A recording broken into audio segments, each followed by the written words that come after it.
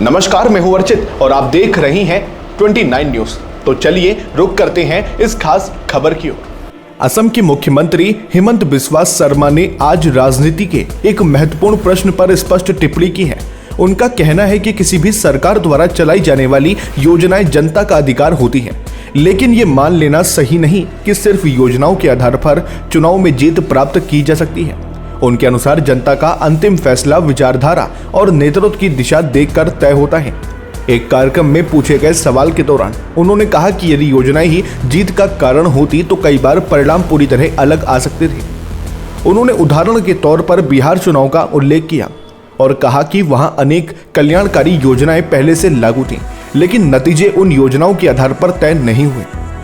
हेमंत बिस्वा शर्मा ने मियां मुस्लिम समुदाय के साथ अपने व्यक्तिगत संबंधों पर भी बात की।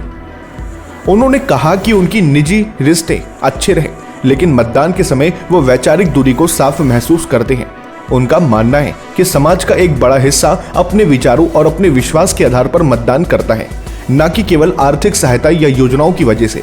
उन्होंने ये भी बताया कि किसी भी राजनीतिक दल की मजबूती उसके नेतृत्व की स्पष्टता और उसके वैचारिक दृष्टिकोण से तय होती है। यही कारण है कि कई बार योजनाएं उपलब्ध होने के बावजूद मतदान का पैटर्न अलग दिखाई देता है।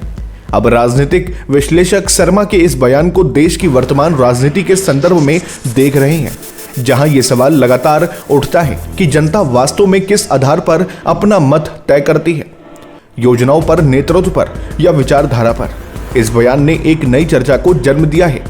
फिलहाल आप क्या सोचते हैं? क्या मतदान में विचारधारा की भूमिका सबसे महत्वपूर्ण होती है? अपनी राय हमें नीचे कमेंट बॉक्स में साझा करें।